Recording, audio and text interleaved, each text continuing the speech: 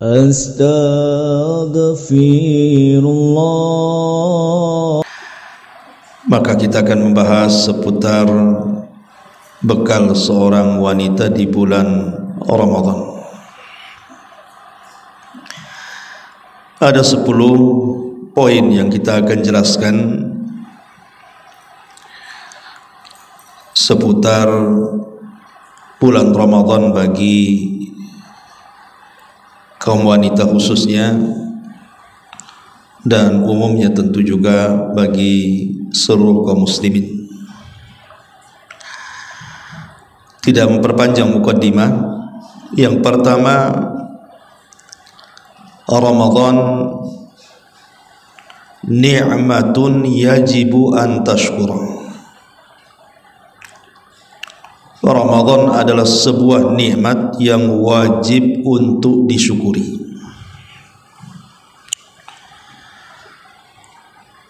Kita tahu bahwa ketika Allah Subhanahu wa ta'ala menciptakan makhluk-makhluknya, dari sekian makhluk Allah Subhanahu wa ta'ala terkadang ada yang Allah pilih. Salah satunya adalah kalau bicara soal bulan, maka Allah Subhanahu wa ta'ala telah memilihkan dari 12 bulan itu bulan Ramadan, bulan yang penuh nikmat di dalamnya. Bagaimana tidak,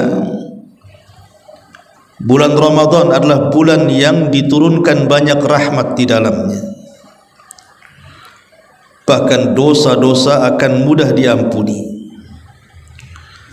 Belum lagi pahala-pahala yang dilipat gandakan dan derajat-derajat yang akan diangkat. Bahkan lebih daripada itu, bulan Ramadan adalah bulan di mana kita akan dimerdekakan Allah Subhanahu wa ta'ala dari api neraka.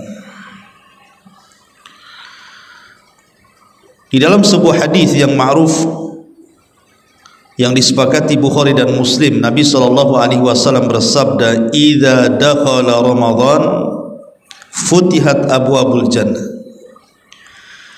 wa ghulliqat wa sulsilatis syayatin."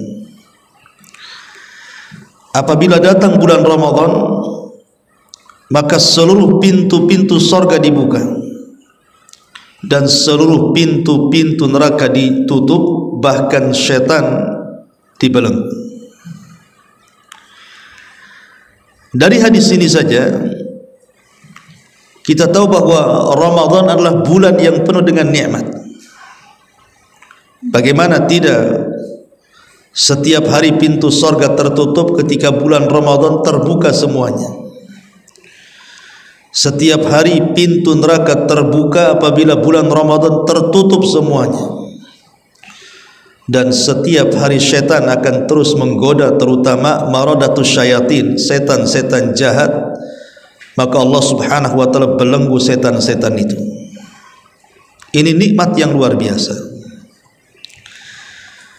Kemudian juga disebutkan dalam hadis yang lainnya, Nabi SAW mengatakan, "Man shama Ramadhana imanan wa ihtisaban, ghufira lahu ma taqaddama min dhanbi.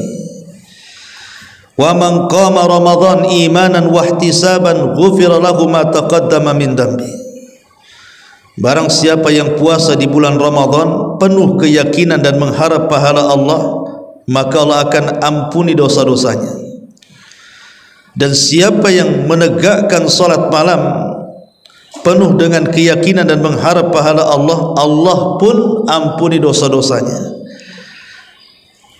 Bahkan ada istilah para ulama, Ramadan itu identik dengan bulan ampunan, karena ibadah-ibadah vital di bulan Ramadan itu pahalanya bicara soal ampunan. Baik puasanya, baik solat malamnya, tarawihnya, ataupun menghidupkan malam Lailatul Qadarnya.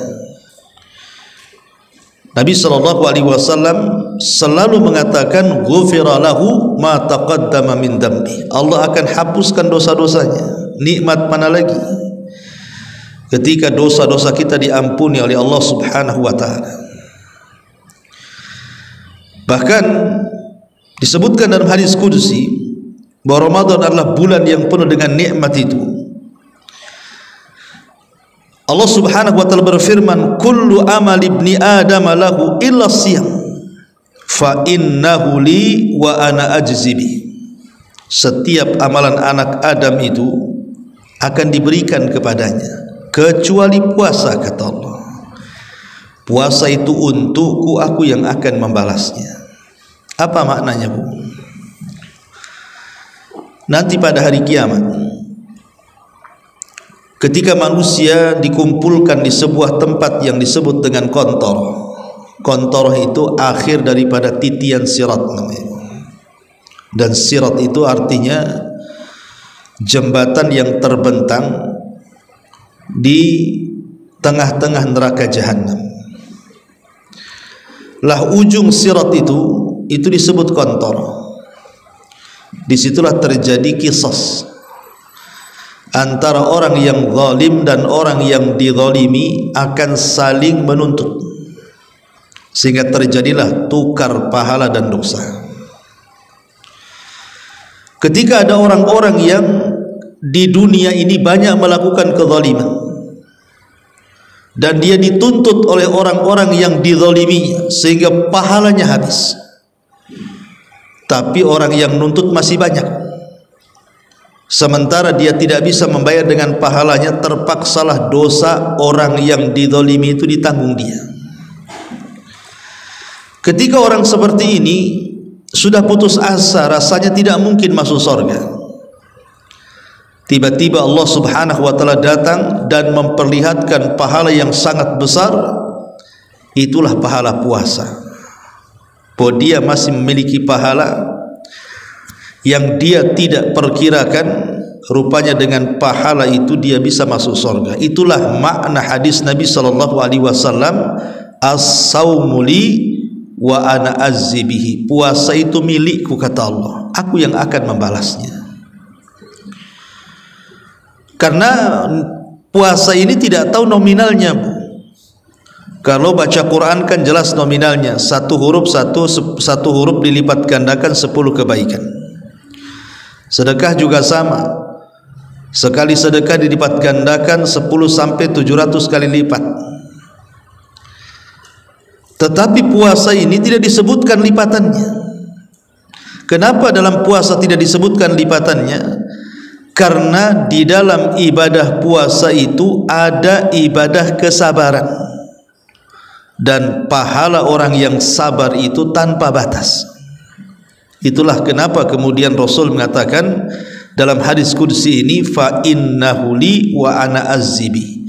Puasa itu untukku dan aku yang akan membalasnya. Dan ini nikmat yang luar biasa. Belum lagi cerita Lailatul Qadarnya, yang satu malam saja kalau kita bisa menghidupkan dengan ibadah kepada Allah Subhanahu wa taala, itu sama dengan 1000 bulan atau kurang lebih 84 tahun kita beribadah kepada Allah Azza wa Jalla. Dari sini kita tahu bahwa Ramadan adalah nikmat yang wajib disyukuri. Bersyukurlah kalau seandainya kita mampu memijakkan kedua kaki kita di bulan Ramadan. Ini poin pertama. Poin kedua, bagaimana kita menghadapi Ramadan. Kalau kita sudah masuk bulan Ramadan itu, apa yang harus kita siapkan? Pertama, al-mubadaratu ila taubatis sadiqah. Bersegeralah kita bertobat. Perbaharui tobat kita. Sebelum kita melangkahkan kaki di bulan Ramadan, kalau bisa dosa-dosa kita sudah diampuni, sehingga kita masuk Ramadan itu bersih dari dosa, sehingga ini yang menjadikan amalan kita semangat untuk kita lakukan. Karena biasanya pengaruh dosa itu melemahkan ibadah. Allah Subhanahu wa taala berfirman, wa tubu ilallahi jami'an ayyuhal mu'minun la'allakum tuflihun. Bertobatlah kalian semuanya kepada Allah, wahai orang-orang yang beriman, agar kalian sukses. Menunjukkan bahwa kesuksesan itu diraih dengan tobat. Kalau kita ingin sukses di bulan Ramadan, dahulukan tobat, segerakan tobat. Ini yang pertama. Yang kedua, at-takhallus min jami'il munkarat. Sebelum masuk bulan Ramadan, hilangkan seluruh kemungkaran, baik kemungkaran lisan seperti berdusta, namimah, ghibah, mencaci, memaki, merendahkan, menghina dan yang semacamnya. Atau mungkin kemungkaran dalam badan, mungkin seseorang memukul, berkelahi dan begitu seterusnya. Dan yang terpenting adalah kemungkaran dalam hati, hasad, dendam, dengki dan yang semacamnya. Ini sebisa mungkin sebelum masuk Ramadan hilangkan. Yang ketiga, memiliki azam, memiliki niat yang kuat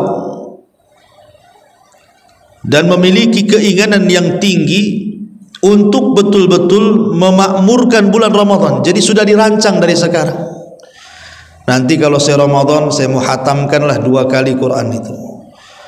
Nanti kalau bulan Ramadan, saya akan banyak-banyak bersedekah, banyak-banyak berzikir, banyak ini, banyak itu. Pokoknya sudah dicita-citakan, sudah diprogram bahasa kita hari ini, supaya tertata ya ibadah di bulan Ramadan itu. Ini yang ketiga. Yang keempat, kasratu dzikri wad du'a wal istighfar wa tilawatil Quran. Jadi memperbanyak zikir dari sekarang, memperbanyak doa dari sekarang, memperbanyak istighfar dari sekarang, dan memperbanyak membaca Quran. Sebab kalau sudah terbiasa dengan perkara-perkara ini sebelum Ramadan, maka masuk Ramadan akan mudah lagi untuk melakukannya. Kemudian juga yang kelima, al-muhafadzatu 'ala salawat. Berusaha untuk menjaga salat. Berusaha untuk menjaga salat 5 waktu tepat waktu. Ya tentu bagi wanita, bagi ibu-ibu ya di rumah. Tapi jangan kalau bisa itu mengulur-ngulur waktu. Walaupun ibu salat di rumah, jangan mentang-mentang salat di rumah kemudian asik mengulur-ngulur waktu. Kan ada waktu, sebentar lagi lah. Asar kan jam 3, masih jam 2, nantilah setengah 3 ya.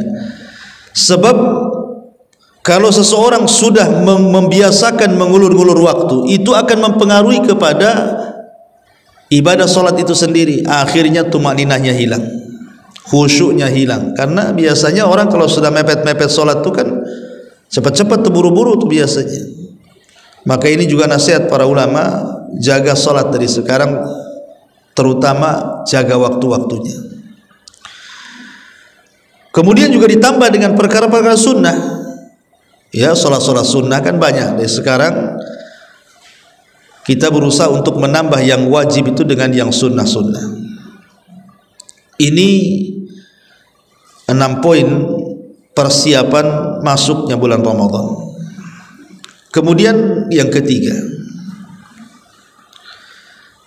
ta'allimi ahkamas siyam.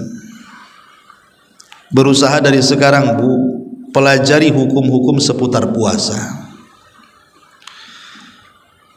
Jadi Ibu harus dari sekarang baca-baca lah. Pokoknya sekarang kan ada, kita buat kajian seputar hukum-hukum Ramadan. Tidak usah terfokus kepada menunggu pengajian. Sekarang kan di internet juga Ibu masing-masing punya handphone kan, bisa kita mendownload hukum-hukum seputar puasa, mulai dari niat, kemudian apa saja yang membatalkan, kemudian apa saja yang disunahkan, apa saja yang dirukunkan, yang diwajibkan, dan begitu seterusnya. Karena ibadah itu kalau dilakukan dengan ilmu pasti dapat pahala.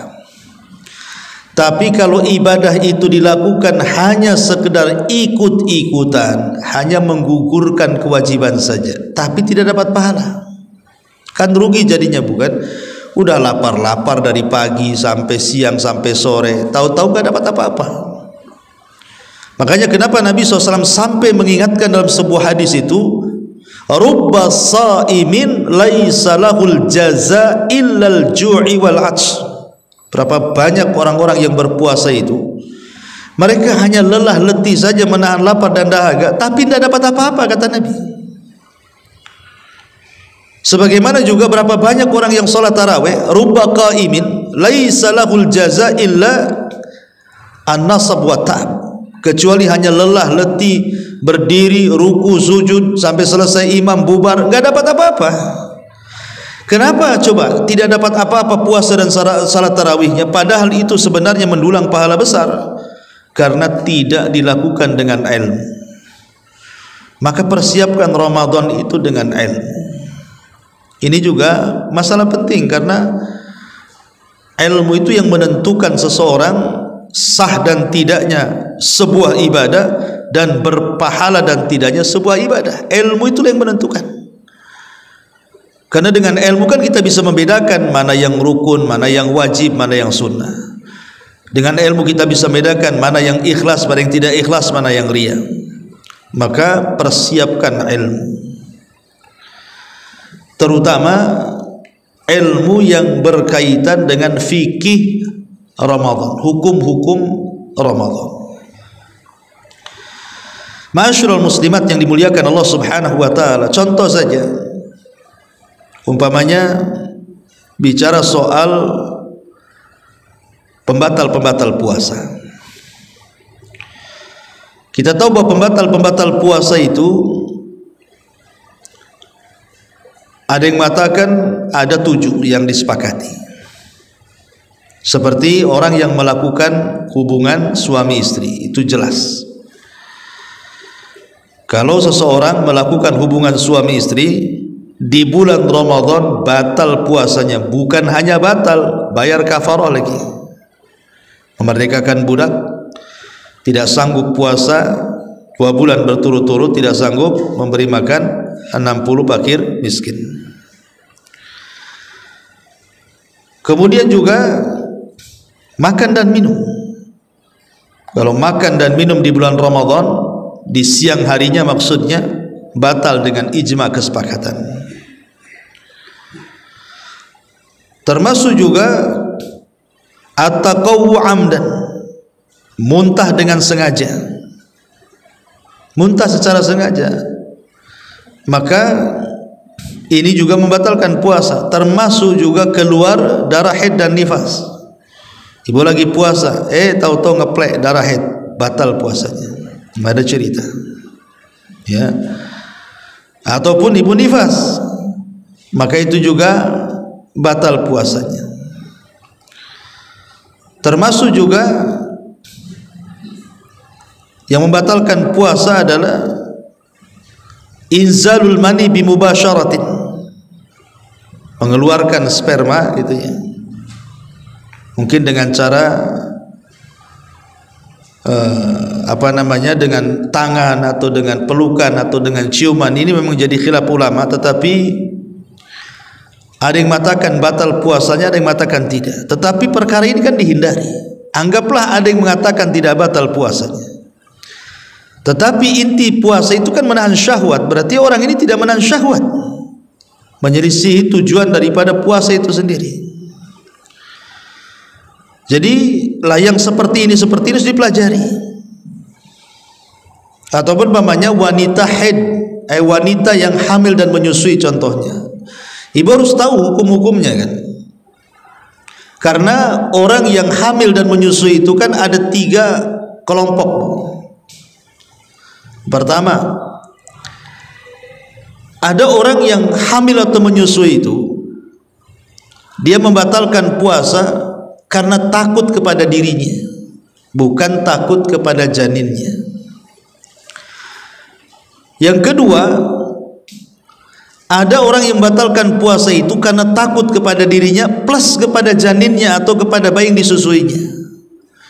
Dan yang ketiga, ada orang yang batalkan puasa itu dia tidak takut kepada dirinya, sehat badannya, cuman takut sama janin atau bayi yang disusui sehingga dia tidak puasa. Kan hanya 3 saja. Wanita haid dan yang menyusui, wanita hamil dan menyusui ini biasanya tidak puasa karena 3 perkara ini. Saya ulangi, pertama karena dia takut kepada dirinya. Janinnya nggak masalah, mungkin dia sakit gitu ya. Maka yang seperti ini, kalau dia membatalkan puasa karena takut kepada kesehatannya, bukan kesehatan janin atau bayi yang disusuinya, maka ulama sepakat dia wajib mengqadha puasa. Mengqadha puasa, tidak ada fidyah. Yang kedua, yang dua-duanya takut, khawatir kepada dirinya dan khawatir kepada janinnya kalau dia puasa, atau khawatir kepada dirinya dan khawatir kepada bayi yang disusuinya kalau dia puasa. Berarti ini kekhawatiran kuadrat, bukan namanya ya, khawatir dua-duanya. Maka yang kedua juga wajib qadha, tidak ada fidyah. Jadi 2 perkara ini wajib qadha. Kenapa? Karena digolongkan kepada orang sakit.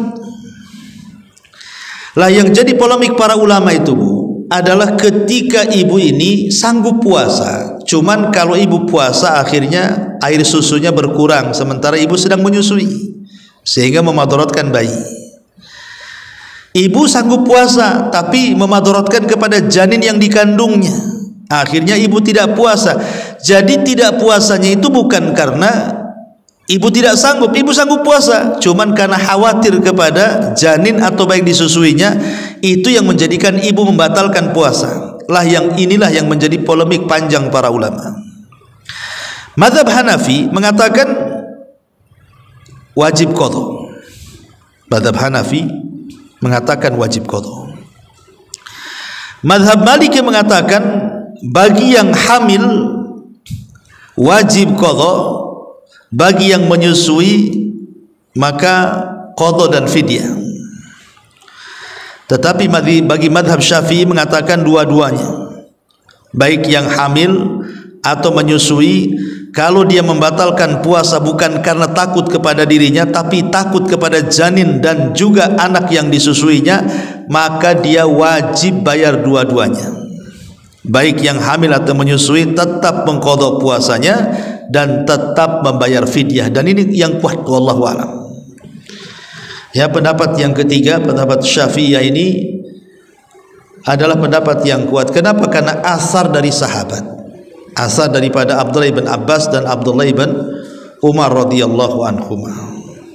Inilah hukum-hukum yang seperti ini kan harus dipahami juga supaya tidak salah gitu ya ketika kita mengamalkan sebuah amalan. Intinya poin yang ketiga ini berusaha kita mempelajari hukum-hukum seputar puasa, fikih-fikih puasa sebelum masuk Ramadan, supaya ketika kita masuk Ramadan tidak banyak tanya, tidak ragu-ragu apakah ibadah ini bisa dilakukan atau tidak. Itulah pentingnya ilmu ketika masuk bulan Ramadan. Ini yang ketiga. Yang keempat, Ramadan adalah syahrus siyam la syahrut ta'am. Ramadan itu bulannya orang berpuasa, bukan bulannya tempat kita makan. Disebutkan di dalam surah Al-Baqarah ayat 183. Allah Subhanahu wa taala berfirman, ya ayyuhalladzina amanu kutiba alaikumusiyam kama kutiba alal ladzina min qablikum la'allakum tattaqun. Wahai orang-orang yang beriman, telah diwajibkan kepada kalian berpuasa sebagaimana puasa ini diwajibkan kepada umat sebelum kalian, hikmahnya agar kalian bertakwa. Di dalam kaidah Al-Quran, Bu, kalau Allah Subhanahu wa taala memerintahkan sebuah ibadah kemudian menggunakan kalimat kutiba, berarti ibadah itu bukan ibadah ringan tetapi ibadah berat. Contoh, Allah Subhanahu wa taala ketika bicara soal perang, Allah mengatakan kutiba alaikumul qital.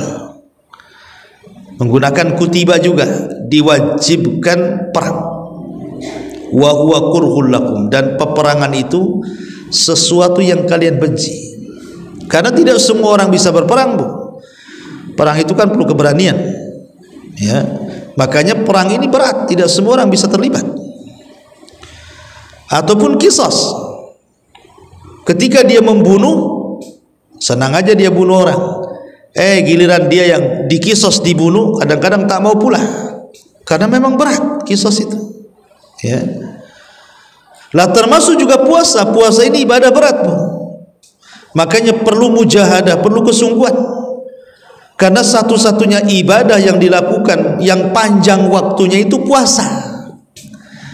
Kalau ibu sholat bisa disetting, Bu. Ibu mau cepat mau lambat tergantung surat yang ibu baca. Mau cepat kulhu, mau lambat Al-Baqarah, kan ibu ya. Tergantung kan, bisa disetting sholat itu. Tapi puasa itu tidak bisa disetting. Tetap aja waktunya dari terbenam terbitnya fajar shadiq di waktu subuh sampai terbenam matahari. Macam mana mau nyingkat, mau nyeting itu? Jadi ibadah puasa itu ibadah yang panjang sekali. Lah ibadah yang panjang ini kan kita harus menjaga, jangan sampai ibadah ini batal. Jangan sampai ibadah ini berkurang pahalanya. Jangan sampai ibadah ini sampai berkurang kesempurnaannya. Kita harus jaga. Itulah kenapa ibadah puasa itu berat. Ya wajar sesuai dengan pahalanya juga besar kan? Karena tadi di Muqaddimah Nabi SAW bersabda berdiskusi, puasa itu untukku dan aku yang akan membalasnya. Nah, ingat bahwa Ramadan ini bulan puasa. Ibadah yang paling panjang di bulan Ramadan itu ibadah puasa. Makanya siapkan puasa ini sesempurna mungkin. Baik dengan menjaga supaya tidak batal atau menjaga supaya tidak hilang pahalanya. Karena ada orang itu hanya berusaha menjaga supaya tidak batal aja, Bu. Dia berusaha menahan lapar, menahan haus, menahan macam-macam, intinya jangan sampai batal gitu. Tapi terkadang dia tidak memikirkan bahwa ibadah itu bukan hanya sekedar sah saja, tapi berpahala atau tidak. Sehingga dia lupa menjaga lidahnya, menjaga lisannya, menjaga matanya, menjaga pendengarannya, menjaga hatinya. Dia terfokus menjaga ibadahnya saja, tidak menjaga pahalanya. Lah ini yang salah dalam berpuasa itu. Harusnya jaga dua-duanya. Baik sah dan tidaknya kita jaga dengan menghindari pembatal-pembatalnya, ataupun juga kita menjaga pahala dan tidaknya dengan berusaha menjaga yang lainnya, seperti matanya tidak memandang yang haram, telinganya tidak mendengar yang haram, lisannya tidak mengucapkan yang haram, dan begitu seterusnya. Makanya kenapa ayat ini ditutup dengan kalimat la'allakum tattaqun. Hikmah puasa itu agar kalian bertakwa. Allah Subhanahu wa taala tidak katakan agar kalian lapar, agar kalian haus, agar kalian merasakan orang miskin itu kelaparan, tidak. Tapi Allah Subhanahu wa taala katakan agar kalian bertakwa, dan takwa itu di hati. Dan hati itulah raja dari badan kita. Kalau hati baik, raga akan baik. Kalau hati tidak baik, raga tidak akan baik. Maka orang yang puasanya benar, biasanya hatinya benar. Dan kalau hatinya benar, pasti raganya juga akan ikut benar gitu ya. Masyarul muslimat yang dimuliakan Allah Subhanahu wa taala. Ini yang harus dipahami bahwa Ramadan adalah bulan puasa. Dan hikmah puasa banyak sekali ya, banyak sekali hikmah puasa itu tidak mungkin kita jelaskan. Nanti di lain kesempatan. Kemudian yang kelima, Ramadan Syahrul Quran. Ramadan itu bulannya Al-Quran. Ketika Allah Subhanahu wa taala berfirman, "Inna anzalnahu fi lailatul qadr." sesungguhnya Al-Quran itu turun di malam Lailatul Qadar. Ulama tafsir berselisih pendapat apa maksudnya Al-Quran itu turun di malam Lailatul Qadar. Pendapat yang pertama, maksudnya Al-Quran turun di malam Lailatul Qadar itu hendak menjelaskan keistimewaan waktu. Keistimewaan waktu. Bahwa malam Lailatul Qadar yang notabene berada di bulan Ramadan menjadi mulia karena turunnya Quran. Jadi yang mengangkat derajat Ramadan wabil khusus Lailatul Qadar itu adalah karena di situ turunnya Quran. Ini satu penafsiran. Penafsiran yang kedua, maksudnya kami turunkan Al-Quran di malam Lailatul Qadar itu, maksudnya bidayatun nuzul, permulaan turunnya. Permulaan turunnya Al-Quran itu di malam Lailatul Qadar. Karena Quran itu kan 30 juz. Tidak semua 30 juz itu turun kepada Rasul di bulan Ramadan, tidak. Ada yang di bulan Ramadan, ada yang di luar Ramadan. 30 juz itu. Tapi permulaannya itu di bulan Ramadan. Dan sesuatu yang mula-mula atau awal-awal pasti afdal. Ya kan Bu, sesuatu yang mula-mula atau awal-awal pasti afdal. Seperti mamanya orang yang pertama kali beriman kepada Nabi SAW siapa? Khadijah. Maka Khadijah mendapatkan afdoliyah, keutamaan dibandingkan wanita-wanita yang lainnya. Wanita yang pertama kali mati syahid siapa Bu? Sumayyah. Maka dia memiliki keistimewaan dibandingkan wanita-wanita yang lainnya. Pokoknya sesuatu yang awal-awal itu istimewa. Maka ketika Al-Quran ini permulaan turunnya di bulan Ramadan, khususnya di malam Lailatul Qadar, makanya kemudian malam itu menjadi mulia.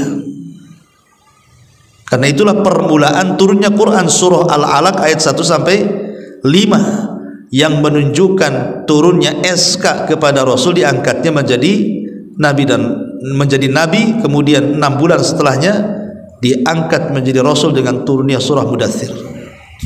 Ini penafsiran yang kedua. Penafsiran yang ketiga, maksudnya inna anzalnahu fi lailatul qadar itu maksudnya adalah Al-Quran turun 30 juz itu bukan dari Baitul Uzzah kepada Nabi, bukan, tetapi maksudnya adalah dari Lauhil Mahfud ke Baitul Uzzah. Dan Baitul Uzzah itu letaknya di langit pertama. Jadi di langit yang kita lihat itu ke atas itu langit pertama, itulah di situ ada namanya Baitul Uzzah, rumah kemuliaan. Lah Quran itu diturunkan dari Lauhil Mahfud 30 juz, kemudian diletakkan di Baitul Uzzah itu, itulah di malam Lailatul Qadar. Intinya bahwa Ramadan adalah bulan Quran. Karena Quran baik yang berpendapat 30 juz dari Lauhil Mahfud ke Baitul Uzzah juga Ramadan, baik yang berpendapat permulaan turunnya juga bulan Ramadan, baik yang berpendapat bahwa kemuliaan Ramadan karena turunnya Quran, tapi kan semua bicara Ramadan. Makanya Allah Subhanahu wa taala berfirman dalam Al-Baqarah yang 185-nya, "Syahrul Ramadhan alladzi unzila fihi al-Qur'an." Bulan Ramadan adalah bulan diturunkan Al-Quran. Maka sangat rugi dan merugi orang yang masuk Ramadan tidak satu ayat pun dia baca. Rugi Bu. Ini bulannya Quran. Kalau sampai lewat Ramadan satu ayat gak dibaca sama kita, atau kita meninggalkan Al-Quran, Masya Allah, sangat rugi sekali. Karena dia meninggalkan Al-Quran di bulan Quran. Maka jangan sampai kemudian sudah di luar Ramadan kita tidak pernah membaca Quran, masuk Ramadan pula kita tinggalkan Al-Quran, sementara bulan Ramadan bulan Quran, maka makmurkan Al-Quran di bulan Quran. Itulah bulan Ramadan. syahrul Quran, bulannya Al-Quran. Ini yang kelima. Yang keenam, Ramadan syahrul judi wal ihsan. Ramadan itu bulannya al-jud wal ihsan, memupuk kedermawanan, memupuk kedermawanan di bulan Ramadan dan berbuat baik kepada manusia, khususnya para wanita. Nabi SAW sampai bersabda khusus para wanita, ya ma'syaran nisa tasaddaqna wa aktsirna minal istighfar fa inni ra'aitukunna aktsara ahlin nar, kata Rasul. Wahai para wanita, perbanyak sedekah dan perbanyak istighfar, kata Nabi. Karena aku lihat kalian ini banyak atau kebanyakan penduduk wanita itu berada di neraka. Dalam riwayat, tasaddaqna ya ma'syaran nisa walau min huliyikunna, bersedekahlah wahai kaum wanita walaupun harus mengeluarkan perhiasan-perhiasan yang kalian pakai. Lihat bagaimana Nabi SAW sangat menyarankan kepada kaum wanita untuk memperbanyak sedekah dan istighfar, wabil khusus di bulan Ramadan. Karena Nabi SAW kalau datang bulan Ramadan itu menjadi manusia yang paling dermawan. Apabila datang bulan Ramadan, wabil khusus ketika Jibril turun, makin dermawan lagi. Lalu seperti apa bentuk kedermawanan di bulan Ramadan? Yang sederhana saja lah, Bu. It'amus shaimin. Ibu menyiapkan untuk memberi makan orang-orang yang berpuasa. Pamannya ibu masak apa gitu kan, kemudian dihantar ke masjid, dihantar ke panti asuhan, dihantar ke ke pesantren-pesantren, dihantar kepada orang-orang yang berhajat dan mereka tidak ada yang dimakan saat berbuka. Beri makan orang-orang yang berpuasa. Karena pahala orang yang memberi makan orang yang berpuasa itu, kata Rasul, man fattara shaiman kana lahu mithlu ajrihi ghaira annahu la yanqusu min ajri shaimi syai'a. Jadi barang siapa yang memberi makan orang yang berpuasa, maka dia dapat pahala orang yang berpuasa tanpa mengurangi pahala orang yang berpuasa. Jadi kalau ibu memberi makan orang yang berpuasa itu, anggap saja ibu buat 10 porsi, kemudian dihantar ke masjid, kemudian yang 10 porsi itu betul-betul dimakan orang yang membatalkan puasa saat iftar itu, berarti ibu sama dengan mendapatkan puasa 10 orang. Kan enak, ya. Gimana kalau yang ibu kasih makan itu sampai 100 orang, sementara kita sendiri kadang-kadang puasa itu setengah mati untuk menahan lapar dan dahaga itu kan. Tapi dengan memberi makan saja kita sudah mendapatkan pahalanya. Ya tentu kalau di zaman sekarang kan orang berlomba-lomba kan, Bu, orang ngasih minuman ke masjid, makanan ke masjid, ya kasihlah minuman terbaik dan makanan terbaik, supaya makanan ibu yang dilirik kan gitu ya. Jangan yang biasa dikasih orang. Oh, kalau saya harus gimana caranya ini supaya makanan saya ini makanan favorit orang-orang yang berbuka puasa. Ya, jadi jangan asal-asalan juga ya ngasih makan itu, maksudnya karena mungkin sekarang kan bersaing orang ngasih makan orang yang berpuasa, berarti pandai-pandai ibu lah ngasih makanan terbaik. Di sini gorengan, ibu pula gorengan lagi. Ya, kalau bisa yang lain lah kan. Jadi itu juga yang harus dipahami. Ini salah satu salah satu kedermawanan di bulan Ramadan dengan cara ya memberi makan orang-orang yang berpuasa ataupun yang lainnya secara umum, memberi makan orang-orang yang susah, fakir miskin dan yang semacamnya. Ya. Ini yang ke-6, yang ke-7, Ramadan syahrul qiyam. Ramadan itu bulannya salat malam. Di dalam hadis Nabi SAW, ketika Nabi SAW usianya sudah sepuh, satu hari Aisyah radhiyallahu anha ummul mukminin sedang tidur, tiba-tiba terbangun di sampingnya Rasul sedang sholat. Ya wajar karena memang sempit kamarnya Aisyah itu, sehingga pergerakan Rasul dalam kamar itu mudah ditebak gitu ya. Kalau kamar ibu kan lebar, suami nggak ada, ibu nggak tahu. Jadi kalau kamar Nabi dengan Aisyah kan sempit, jadi kalau Rasul bangun atau sholat terasa ya. Jadi Aisyah terbangun, rupanya Nabi sedang sholat, terabalah kaki Nabi, banyak kakinya pecah-pecah. Lah kemudian di keesokan harinya Aisyah berkata kepada Nabi SAW, ya Rasulullah, bukankah dosamu telah diampuni, yang telah, yang sedang, dan yang akan datang? Cukupkan yang wajib-wajib sajalah. Kau ini sudah sepuh gitu ya. Tapi Nabi SAW mengatakan, afala akun abdan syakura. Wahai Aisyah, salahkah aku menjadi hamba Allah yang bersyukur? Subhanallah. Dari sini kita tahu bahwa salat itu melahirkan syukur, kalau puasa melahirkan sabar. Ketika para ulama mentafsirkan wasta'inu bis sabri was salat, mintalah pertolongan kepada dengan kesabaran dan salat. Maksud sabar di sini artinya puasa, karena puasa itu melahirkan sabar, sementara salat itu melahirkan syukur. Dan dua sifat inilah yang menjadikan banyak orang masuk surga, sabar dan syukur. Dan dua perkara ini bisa juga ketika kita tidak memilikinya, kebanyakan orang masuk neraka. Ketika dia kufur, tidak bersyukur, dan ketika dia tasahud dan tidak bersabar. Yang ingin saya jelaskan di sini adalah karena Ramadan adalah bulannya Al-Qiyam, kita ini berusaha untuk melaksanakan Qiyamul Lail, maka perbanyaklah solat di malam hari. Perbanyak solat di malam hari.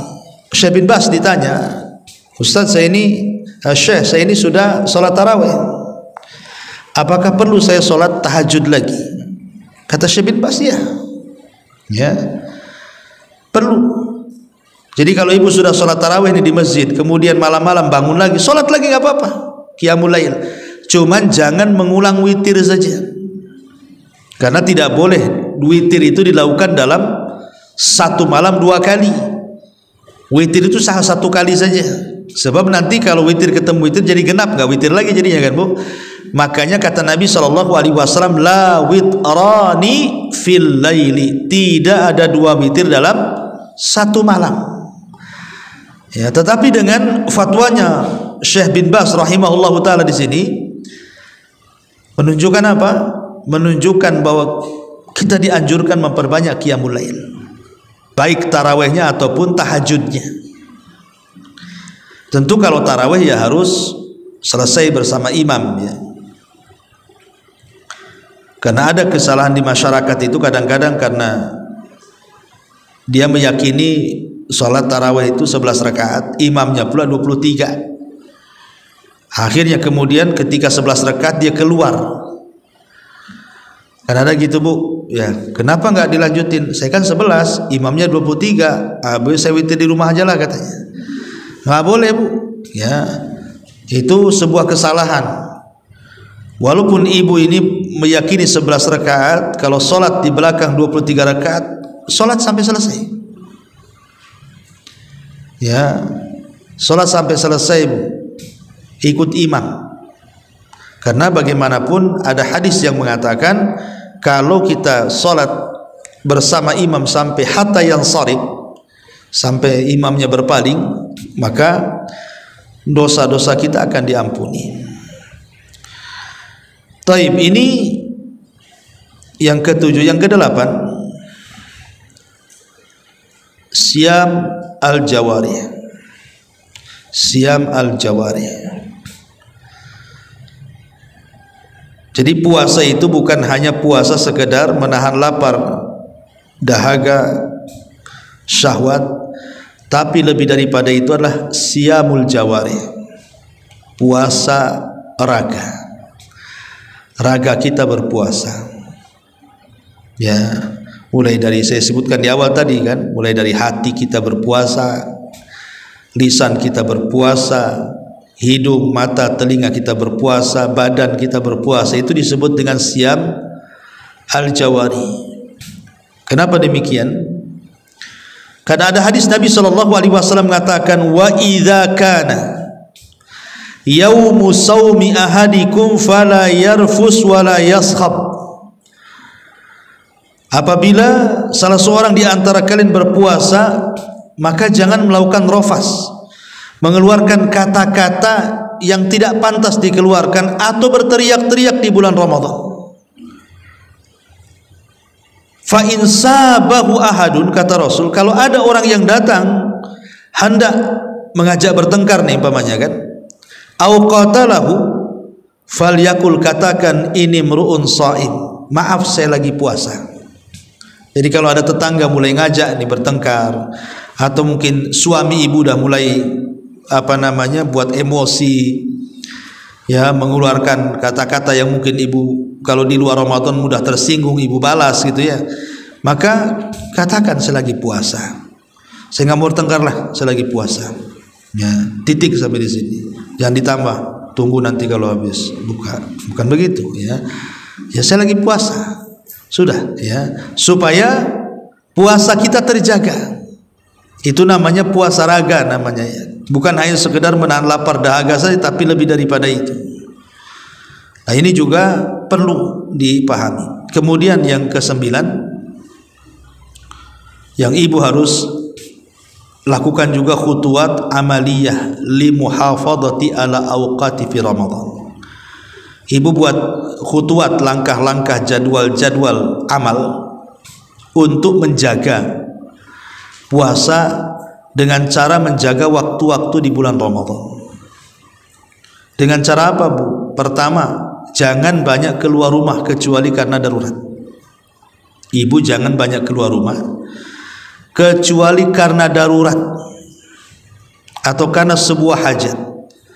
Sebab kalau sudah keluar rumah, Bu, biasanya kan kita bisa memandang macam-macam pandangan, mendengar macam-macam suara, mengomentari macam-macam komentar. Ini bisa masalah ya. Kemudian juga jauhi pasar, jauhi pasar. Jadi kalau ibu mau ke pasar itu belanja satu kali itu untuk 1 bulan kalau bisa kan gitu. Penuhi kulkasnya itu, atau satu kali belanja untuk seminggu lah minimal ya. Jangan tiap hari masuk pasar ya. Karena ini pasar ini kan seburuk-buruk tempat, Bu. Ibu tidak maksiat, orang lain bermaksiat. Ibu tidak maksiat, ibu bisa melihat maksiat orang. Maka sebisa mungkin jauhi pasar. Sebisa mungkin, kalau kecuali kalau ibu pedagang ya lain.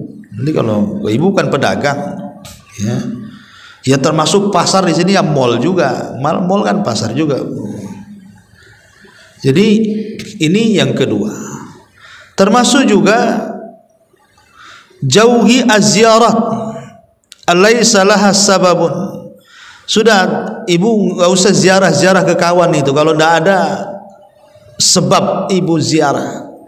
Kecuali kalau kawan-kawannya sakit gitu ya, memang perlu diziarahi atau ada masalah perlu ibu.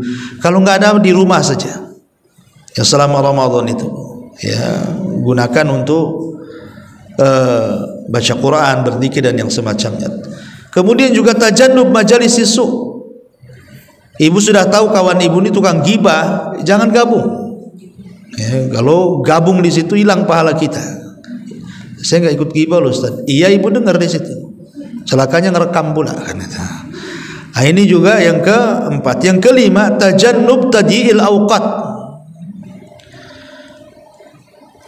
Jauhi hal-hal yang bisa membuang-buang waktu, Bu, seperti nongkrong di handphone, ya kan, balas WA, main TikTok, nengok YouTube, Instagram, macam-macam sekarang kan, itu ngabisin waktu itu, nggak ada manfaatnya.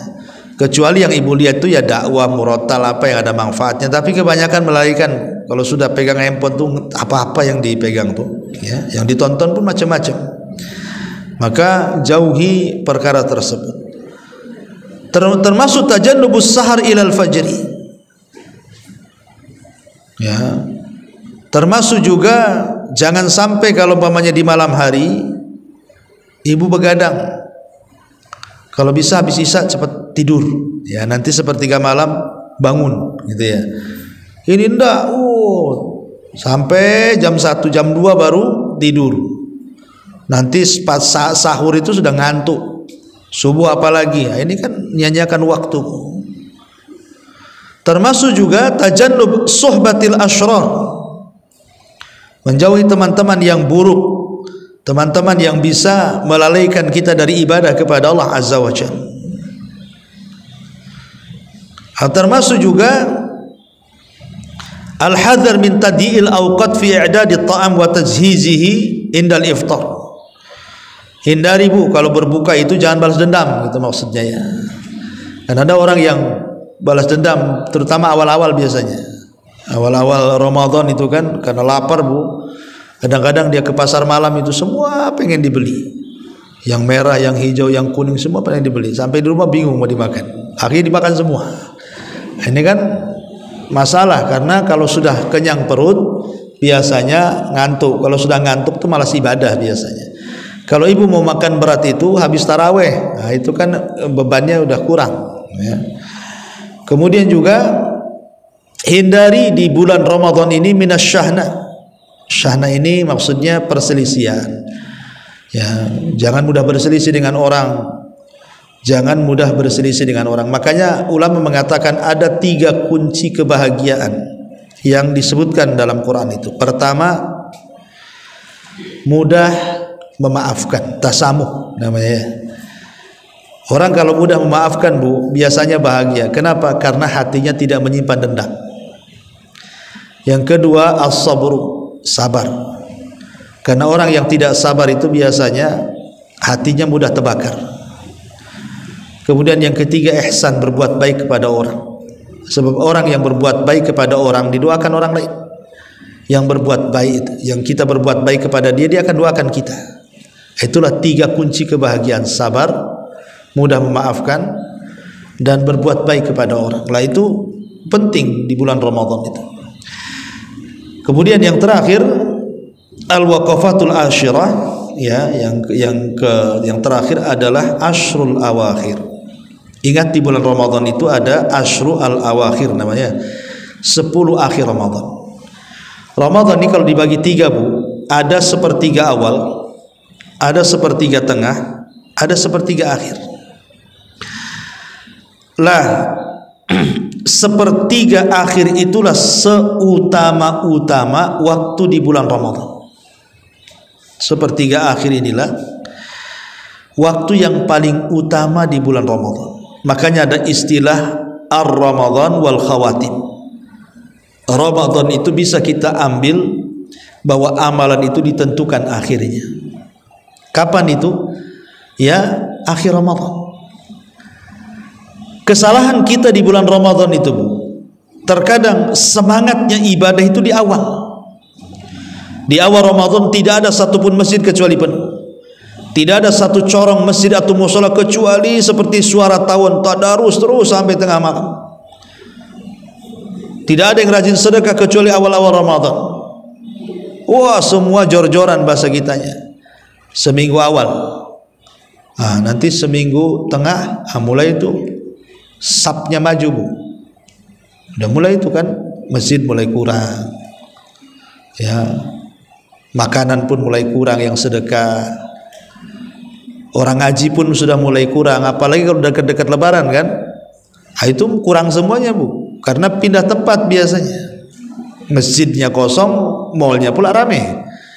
Ya, lah padahal kalau kita bicara soal Ramadan wal khawatim, Ramadan dan akhir daripada sebuah amalan, ingat Rasul yang mengatakan al amal bi khawatimiha kan, amal itu ditentukan akhirnya. Makanya harusnya kebiasaan awal Ramadan itu menjadi penyemangat akhir Ramadan. Ini indah kebiasaan awal Ramadan menjadi pelemah akhir Ramadan, kan aneh. Ya, makanya ulama menasihati di akhir-akhir Ramadan ini harusnya itulah penentu akhir daripada ibadah kita. Dari awal Ramadan, tengah Ramadan harusnya ditentukan dengan akhirnya, karena di situ ada Lailatul Qadar. Kata Nabi SAW, carilah Lailatul Qadar di 10 akhir Ramadan. Ya. Ma'asyiral muslimat yang dimuliakan Allah Subhanahu wa taala, adapun nasihat secara umum di bulan Ramadan. Pertama, ya, jangan tinggalkan doa di 3 tempat. Selama Ramadan jangan tinggalkan doa di 3 tempat. Karena 3 tempat ini adalah tempat-tempat mustajab doa setiap hari di bulan Ramadan, dari tanggal 1 Ramadan sampai akhir Ramadan. Kalau bisa jangan tinggalkan doa di 3 tempat. Pertama, ketika menjelang berbuka. Menjelang berbuka, Bu, gak usah lama-lama, 5 menit atau paling lama 10 menit jadilah. Maka menjelang berbuka, ibu angkat tangan tinggi-tinggi, berdoa kepada Allah Subhanahu wa taala. Itu waktu yang sangat mustajab.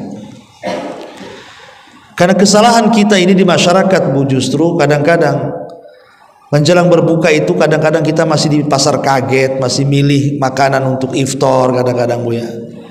Atau ibu masih sibuk masak di dapur, masih nyiapin makanan, masakan, minuman kadang-kadang kan, sehingga sampai teng maghrib baru selesai. Kapan waktu doanya?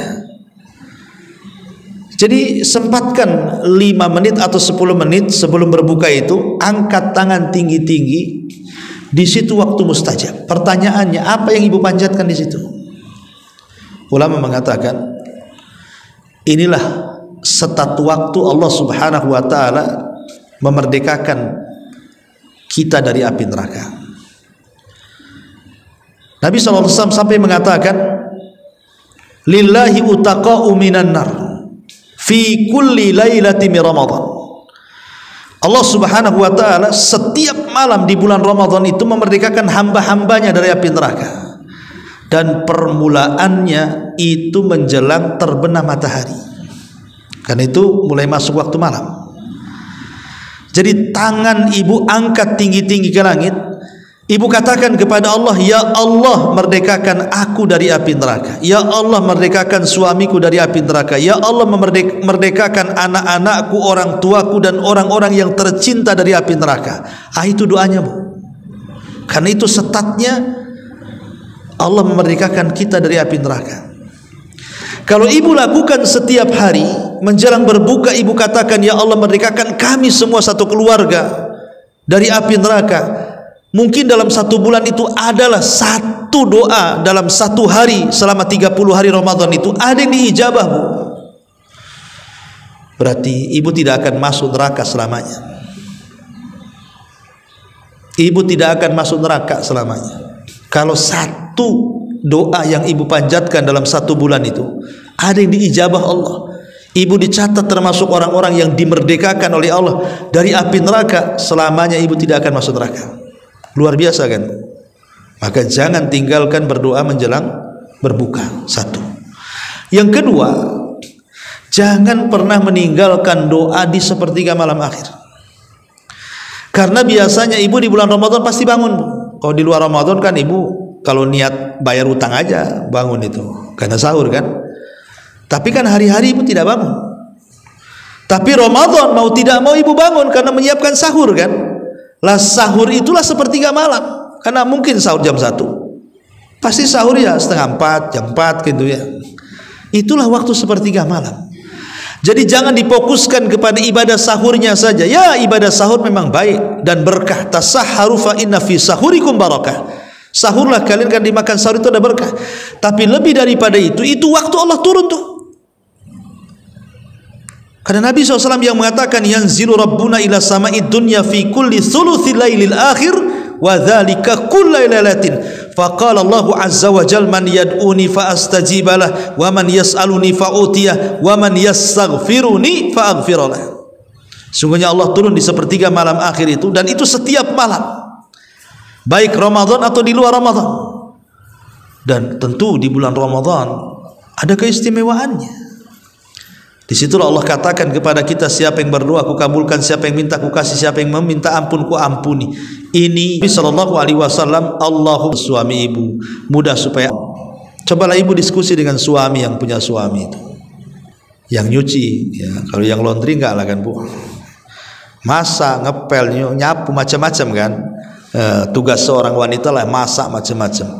Cobalah diskusi dengan suami itu, maksudnya diringankan, minta keringanan kepada suami itu supaya jangan disibukkan kebiasaan di luar Ramadan sama dengan di bulan Ramadan, dikurangi ya.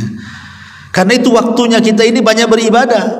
Jangan suaminya aja enak masuk surga, ibu pula stres. Suaminya tarawih khusyuk karena nggak capek, ibu lelah letih masih nguap aja tarawih itu. Kenapa? Ya karena ibadah amalannya sama aja. Nah, kurangi, diskusi gimana caranya supaya sama dapat pahala besar gitu ya. Ini nasihat yang kedua, terutama 10 akhir Ramadan. Nah, itu harus mintalah sama suami, kalau bisa bang catering aja bang katanya, laundry aja bang, kasih pembantu di rumah, saya mau ibadah ya. Pokoknya gimana pandai-pandai ibu lah kan itu. Ini yang kedua. Yang ketiga, nasihat umum ya, bagi ibu adalah selain daripada kerjasama dengan keluarga, kemudian juga doa gitu ya, punya target khusus. Kadang-kadang jangan sampai Ramadan tahun kemarin sama pula dengan Ramadan tahun ini, kan nggak bagus. Karena bagaimanapun hadis yang menunjukkan secara umum khairukum man tala umru wa hasuna amaluhu kan. Jadi sebaik-baik kalian itu yang dipanjangkan umurnya tetapi makin baik lagi amalannya. Nah, gimana caranya Ramadan sekarang ini jauh lebih baik dibandingkan Ramadan tahun kemarin. Kalau Ramadan tahun kemarin cuman 1 kali hatam, bisalah sekarang 1,5 atau 2 kali hatam. Mantap tuh Bu. Ramadan tahun kemarin ini kayaknya saya banyak main sana sini sehingga lupa zikir, lupa ini, lupa itu, lupa ibadah. Macam mana Ramadan ini lebih ditingkatkan lagi? Karena niat baik itu saja sudah berpahala. Apalagi kalau betul-betul niat baik itu terrealisasikan ketika masuk bulan Ramadan. Karena seorang muslim itu Bu, ada yang ketika menghadapi Ramadan dia bahagia. Ada bahagia. Kenapa bahagia? Karena bahagia dia akan memperoleh sebanyak-banyak pahala di situ. Tapi ada orang-orang yang ketika menghadapi Ramadan sempit dadanya Bu. Aduh, lapar lagi katanya. Warung tutup semua. Gak bisa saya jalan sana sini lagi. Itu kan ada orang sempit dada Bu.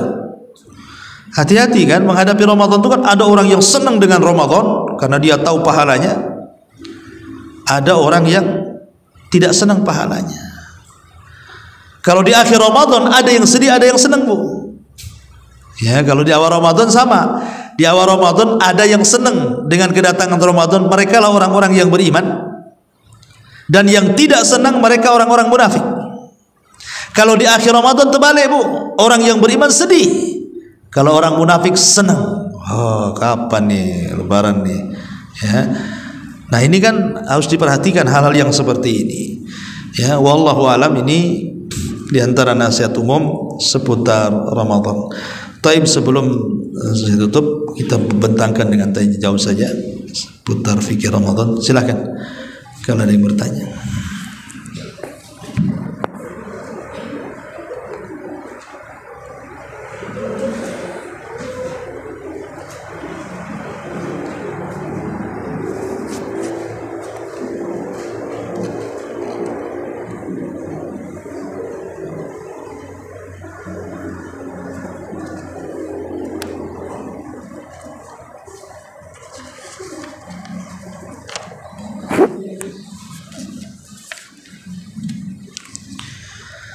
Afwan, Ustaz bertanya, berdoa saat sujud bagaimana teknisnya ya Ustaz? Apakah diperbolehkan diucapkan dengan bahasa Indonesia? Apakah hanya di batin saja? Iya.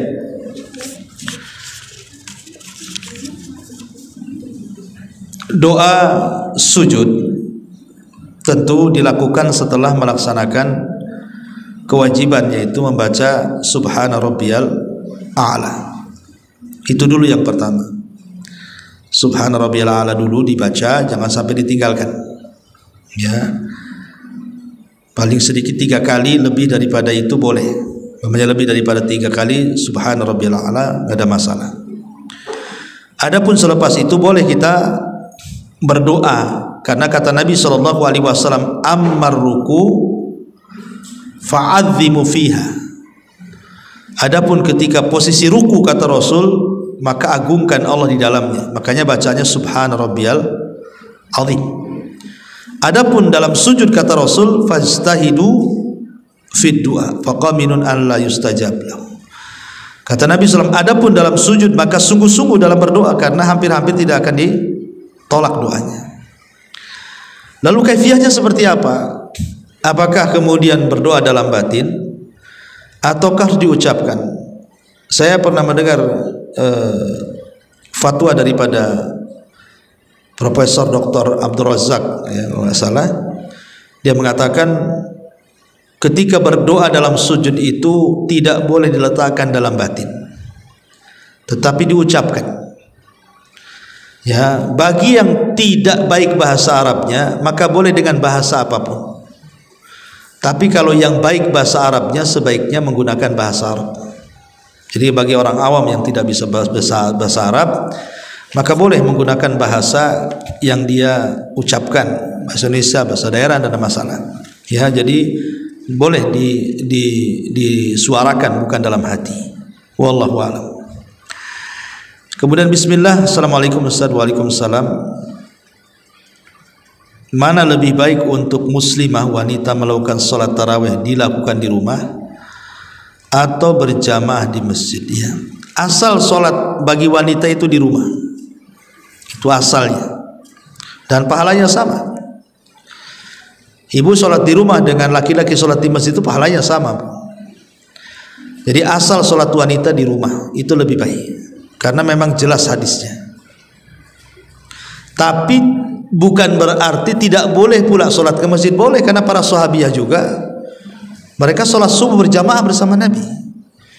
Makanya Rasul mengatakan, la tamna'u ima Allah masajid Allah, jangan kalian larang wanita-wanita kalian, entah istri, entah saudari, entah anak wanita, ima itu umum, untuk datang ke masjid selama dia mengikuti syarat-syaratnya. Ya, tidak tabarruz, tidak menggunakan wangian, berlaku sopan, pakaiannya juga sopan, dan begitu seterusnya. Maka jangan larang mereka ke masjid, biarkan mereka ke masjid. Apalagi kalau umpamanya di masjid itu ada penyemangat, pemanyakan Bu, imamnya bagus, ya, suaranya bagus. Kalau di rumah kayaknya kurang khusyuk, nggak apa-apa ke masjid. Apalagi Ramadan itu kan memang kalau sholat tarawih di masjid kan semangatnya makin tinggi gitu ya, karena rame-rame enak gitu. Nggak apa-apa ke masjid kalau ada pendorong-pendorong seperti itu, walaupun pada asalnya sholat wanita itu lebih baik di rumah. Wallahu a'lam. Tapi jika kita ada target hatam 2 kali bacaan Al-Quran, apa boleh hanya bacaan Al-Qurannya saja tanpa terjemah? Boleh, nggak apa-apa. Ya, pada dasarnya menghatamkan Al-Quran kurang dari 3 hari itu makruh, karena ulama kalau sudah bulan Ramadan itu ada yang menghatamkan 1 hari hatam, kadang 1 hari itu 2 kali hatam, siang lain malam lain, sehingga menjadi polemik para ulama, bukankah ada larangan tidak boleh menghatamkan Al-Quran lebih daripada atau kurang daripada 3 hari? Iya, kalau di waktu-waktu yang lain, tapi di waktu-waktu yang seperti Ramadan itu dibolehkan, kata Imam Ibnu Rajab. Lah bayangkan menghatamkan Quran kurang lebih dari 3 hari, itu kan berarti baca terus cepatkan, bukan? Ya, artinya kenapa Rasul melarang tidak boleh menghatamkan Quran kurang lebih? Karena takut tidak paham. Tapi khusus bulan Ramadan dibolehkan, karena itu bulan Quran. Jadi boleh ibu tidak paham artinya, baca aja Quran itu, karena Quran itu memang diturunkan diibadahi bacaannya. Paham atau tidak paham artinya, baca saja, karena setiap satu huruf dapat 10 kebaikan. Ya, tidak usah disibukkan dengan baca terjemahnya, nggak hatam-hatam nanti.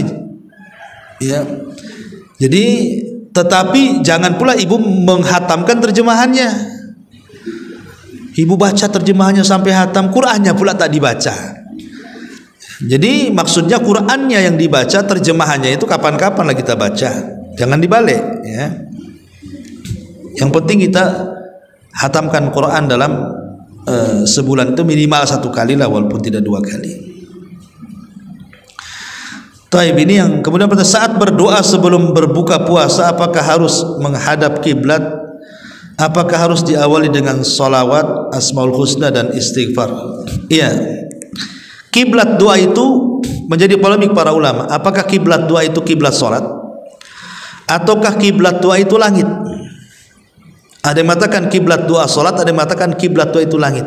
Tapi pendapat yang kuat wallahu alam, kiblat doa itu langit. Jadi tidak harus menghadap kiblat, tapi mengenangadahkan ke langit. Karena Rasul ketika khutbah Jumat dia menghadap makmum dan membelakangi kiblat kan berdoa, menunjukkan bahwa kiblat doa itu langit. Maka ibu angkat aja tangan ke langit. Ya, kalau seandainya ibu memulai dengan asmaul husna, kemudian bersalawat, beristighfar, ya tentu lebih baik lagi. Ya, bagaimanapun memulai doa dengan pujian-pujian, dengan salawat dan yang semacamnya itu lebih baik. Ya, wallahu a'lam. Afan Ustaz, untuk wanita bagaimana teknis iktikaf yang lebih afdal? Apakah full time di masjid atau di rumah saja? Tidak ada iktikaf di rumah, Bu. Iktikaf itu di masjid. Allah mengatakan wa antum akifuna fil masajid, dan kalian beriktikaf di masjid-masjid. Walaupun ada polemik para ulama, kalau pendapat Syekh Albani dan murid-muridnya sampai sekarang, iktikaf itu hanya ada di 3 masjid: Masjid Nabawi, Masjidil Haram, dan Masjidil Aqsa. Selain 3 masjid tidak ada iktikaf. Ini pendapat Syekh Albani dan murid-muridnya. Tetapi pendapat yang kuat adalah pendapat mayoritas para ulama seperti Syekh Utsaimin dan yang lainnya, mengatakan bahwa pertama, iktikaf yang dibatasi dengan 3 masjid ini riwayatnya lemah. Kalaupun sahih, maksudnya dibawa kepada afdholiyah, maksudnya seutama-utama iktikaf di 3 masjid, bukan berarti di masjid yang lain tidak boleh. Itu jawaban Syekh Utsaimin. Intinya bahwa iktikaf di semua masjid sama, dan ini pendapat madzhabul arba', Syafi'i, Maliki, Hanafi, Hambali, semua mensyariatkan semua masjid, terutama masjid jami itu disyariatkan iktikaf. Dan istri-istri Nabi SAW sepeninggal Rasul iktikaf mereka sampai meninggal. Ya, jadi memang iktikaf itu menjadi sunnah muakkadah bagi Rasul karena tidak pernah ditinggalkan. Adapun bagi wanita, iktikaf ya dengan mahramnya, Bu. Ya, dengan mahramnya di masjid, kecuali kalau memang masjidnya samping rumah gitu ya kan.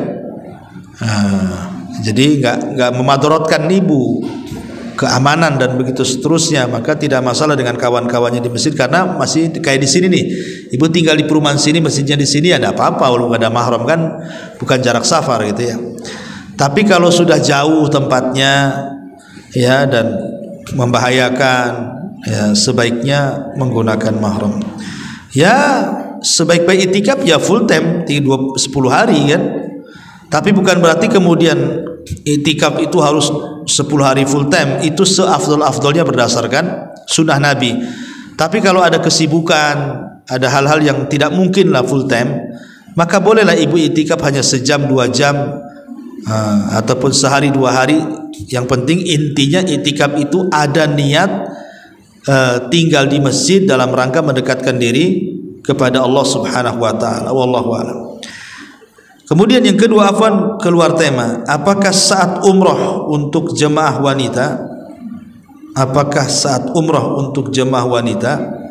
dibolehkan salat di hotel saja tanpa ikut ke masjid saat di Madinah? Lebih utama yang mana? Iya, lebih utama di Masjid Nabawi, Bu. Karena keutamaan Masjid Nabawi itu hanya berlaku di masjid. Ya, tapi kalau di haram beda. Kalau di Mekah itu tanah haramnya luas, jadi di masjid manapun selain Masjidil Haram itu sama keutamaannya. Tapi kalau di Madinah itu hanya di Masjid Nabawi saja keutamaannya. yang kalau sholat itu sama dengan 1000 kali sholat di masjid-masjid lain, hanya ada di Masjid Nabawi. Tapi kalau di Mekah tidak, Bu. Di semua masjid yang selama dia masih lingkup haram itu dapat keutamaan yang sama 100.000 kali sholat. Selama masih lingkup tanah haram, tidak harus di Masjidil Haram. Maka sebaiknya ya ibu kalau umroh, kalau ingin dapat keutamaan ya di Masjid Nabawi lah kalau di Madinah. Wallahu a'lam.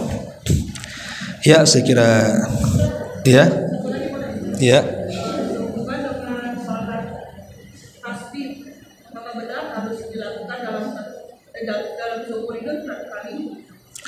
Pertama, sholat tasbih itu menjadi polemik para ulama tentang tasih dan tadhifnya, apakah riwayatnya sahih dan tidak. Ya, ada yang mengatakan sahih seperti Syekh Albani menghasankan hadisnya sehingga mengatakan sholat tasbih itu ada syariatnya, ya minimal seumur hidup 1 kali. Tapi jumhur kalau tidak salah para ulama, Imam Syaukani dan yang lainnya mengatakan lemah hadisnya, sehingga tidak ada syariatnya sholat tasbih itu. Ya kembali kepada yang mensahihkan dan melemahkan. Kalau saya cenderung melemahkan hadis sholat tasbih, ya sehingga tidak ada. Ya, tapi kalau ingin berpendapat kepada sholat tasbih yang mensahihkan ya silahkan. Wallahu a'lam. Subhanakallahumma bihamdika, asyhadu an la ilaha illa anta, astaghfiruka wa atubu ilaik. Allahu